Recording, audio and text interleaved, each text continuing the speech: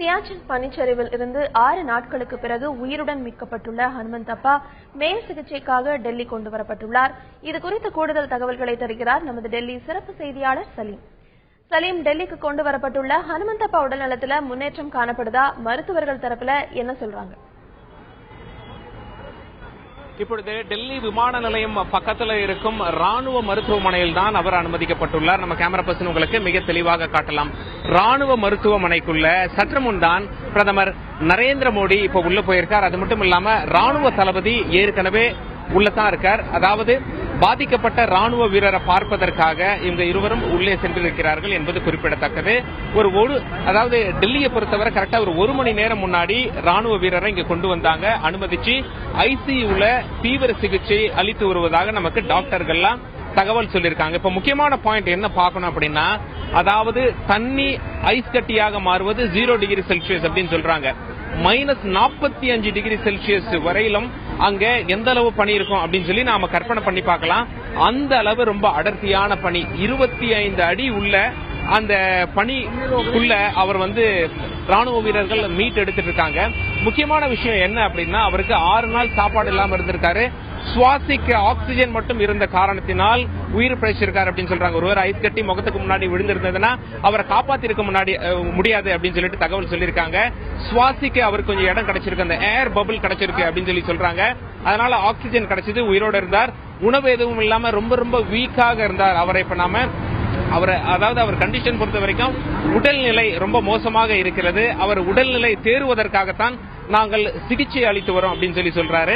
அதாவது ஒரு ஸ்பெஷல் விமானம் மூலம் தான் கொண்டு வந்தாங்க காஷ்மீர்ல இருந்து டெல்லிக்கு. விமானத்துக்குள்ளேயே ஆம்புலன்ஸ் இருந்தது, அங்க டாக்டர்ஸ் எல்லாம் இருந்தாங்க.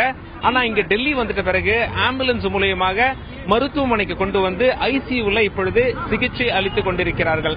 டாக்டர் இப்பொழுது உடல்நிலை எப்படி இருக்கு அப்படின்னு கேட்கும் பொழுது என்ன சொல்றாங்க அப்படின்னா, 6 நாள் சாப்பிடாதவர் எவ்வளவு வீக்கா இருப்பார், அது மட்டும் இல்ல பனிக்கட்டி உள்ள மாட்டிட்டு இருந்தார், ரொம்ப ரொம்ப வீக்கா இருக்கார். பட் இருந்தாலும் உடல்நிலையில் முன்னேற்றம் ஏற்பட நாங்கள் தீவிர சிகிச்சை அளித்து வந்து கொண்டிருக்கிறோம் அப்படின்னு மருத்துவர் சொல்றார். ராணுவ தளபதியும் இந்திய பிரதமர் நரேந்திர மோடியும் ராணுவ மருத்துவமனையில் இப்பொழுது உள்ளார்கள் என்பது குறிப்பிடத்தக்கது.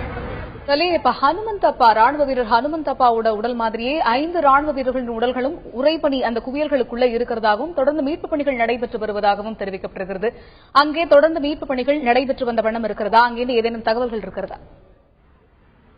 மீட்பு பணி அங்கே நடைபெற்று வருகிறது. இப்ப என்ன சிக்கல் அப்படின்னு சொல்லி பார்க்கும்போது, இந்த சியாச்சின் கிளேசியர் அப்படின்னு நாம் எடுத்துக்கொண்டால் மிக உயர்ந்த அளவில் இருக்கிறது.